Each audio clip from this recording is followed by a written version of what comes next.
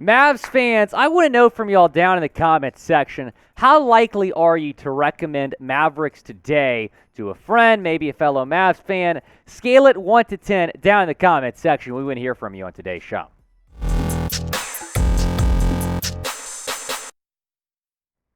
I am Will Scott. Welcome in to Mavericks Today. Did anything happen over the weekend, Producer Coop? Oh, that's right. Kyrie Irving is now a member of the Dallas Mavericks. So what's next? We're going to talk about that on today's show. Multiple reports say the Mavs are not done making moves after the Kyrie Irving trade. And we'll revisit that trade right now, taking a look at what the Mavs had to give up here. And they put together quite the package to get this done. So they got Kyrie Irving and Markieff Morris from the Nets. Brooklyn received Dorian Finney-Smith. Hard to part with him after 6+ years with the team. Spencer Dinwiddie, a 2029 first-round pick and a future second-round pick as well. Those are the full trade details.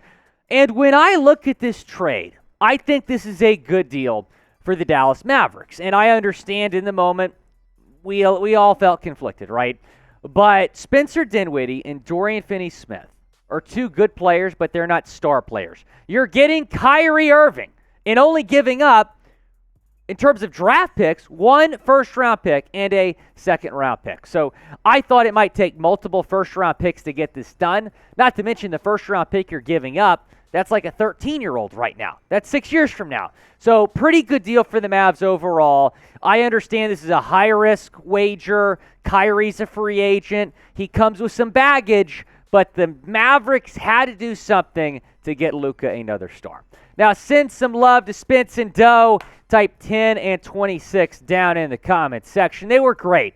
They were really good for the Mavs, and we certainly wish them the best up there in Brooklyn. Type 10 and type 26 down in the comments section.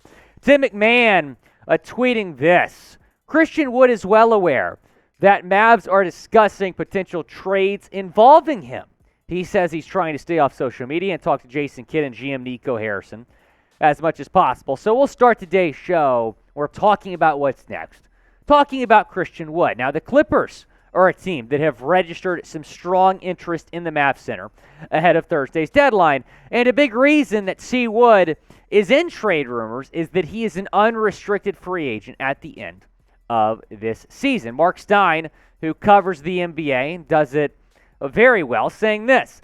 The Nets refused Dallas's attempts to ship them Christian Wood's expiring contract, or one of its less palatable long-term deals held by Tim Hardaway Jr. and Davis Bertans. Don't be surprised, though, if Wood still gets dealt before Thursday's 3 p.m. Eastern Time trade buzzer. As I first reported Saturday, Wood is attracting trade interest from the LA Clippers, who want to upgrade both their front court and back court.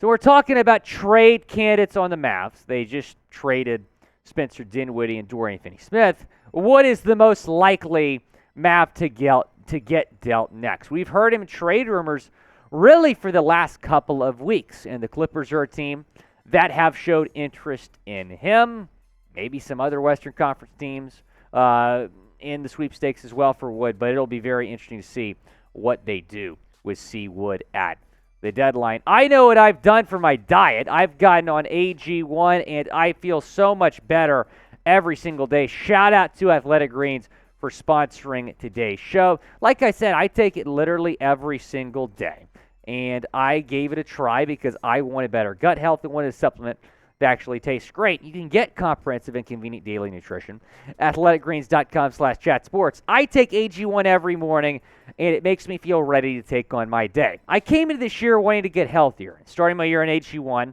has helped me do just that. I take it every morning, and I feel happier, healthier, and more energized. Covering my nutritional basis for the day literally couldn't be any easier, which is why I trust Athletic Greens. I just mix 1 small scoop of AG1 with water and drink it first thing each morning. Done. I also like that it costs less than $3 per day. That's a pretty good deal if you ask me. It's a really effective daily habit with the highest quality sourced ingredients. Win-win.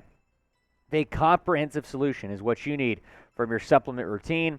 Then Athletic Greens is giving you a free, I repeat, a free 1-year supply of vitamin D and 5 free travel packs with your first purchase. Go to athleticgreens.com/chatsports. That's athleticgreens.com/chatsports. Check it out. The link is in the comments and the description of today's video. So, yeah, just 1 scoop in this bottle. You get the bottle, by the way, which is pretty cool. 1 scoop. I put some ice in it, mix it up with some water in it, 8 to 12 ounces of water. And, man, I mean, AG1 has really just changed the way I'm feeling every single day. And, everyone in the Chat Sports office, knows that I've been dealing with some health stuff that are related to my diet. And I really made it an emphasis this year to just get healthier, right? And just start that trend of getting healthier. And AG1 has led the way there. I feel so much better. I've traded in maybe a soda every day for a bottle of AG1 every day, and that certainly helped me. athleticgreens.com/chatsports. That link is in the comments and the description of today's video.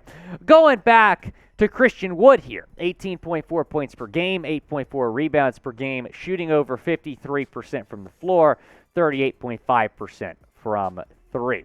Taking a look at some assets that you might be able to acquire from LA in a potential deal. You got Marcus Morris Sr., maybe reunite him with his brother. We'll see. Terrence Mann, Robert Covington, who I've always liked, Norman Powell, and Nicholas Batum, some other guys that you might potentially get in a deal here. Taking a look at this trade idea that me and producer Coop drew up here. The Mavericks receive Norman Powell. Clippers receive Christian Wood and a second-round pick. So go down in the comments section. Tell me your thoughts on that deal. But Powell is, one of the guys that you might be able to acquire here from the Clippers in a Christian Wood trade. Clippers, they're playing pretty good basketball right now. They're up to 4th in the West. They feel like they can win the West, and they're going to be wanting to look to add maybe a big man here at the deadline. The Mavericks might be looking to trade away Christian Wood here at the deadline. Would you trade Christian Wood to the Clippers? Type P for trade or P for pass down in the comments section. When you're talking about Western Conference contenders, and I think there's 3 or 4 teams that can realistically win the West right now, I think 2 of those teams are the Mavs and the Clippers. So that's why I'm a little bit iffy about trading him to that specific team. We're going to have you covered every single day until the deadline, and I can promise you that we're going to hear more names linked to the Mavs, and the Mavs might make another move. So to stay in the loop with all trade rumors and news, go down and subscribe to the channel. Hit that big red subscribe button. Let's talk about Tim Hardaway Jr. because the Mavs have discussed multiple options involving THJ, according to Tim McMahon. Here's what he said. Tim Hardaway Jr. is in a similar situation as the Mavs search for defensive help in wake of Kyrie Irving deal. Hardaway said, "I'm just trying to stay positive, stay in the moment as much as I can, do whatever I can to help the team that I'm on right now and hopefully moving forward." Callie Kaplan of the Dallas Morning News said this: "The front office is not finished exploring trade options to further reshape and upgrade the roster around 23-year-old franchise cornerstone Luka Doncic." A person familiar with the Mavericks thinking said less than an hour after news of the Irving trade broke. Dallas has discussed options to move Tim Hardaway Jr. Multiple people familiar with the Mavericks' approach pre-Irving said.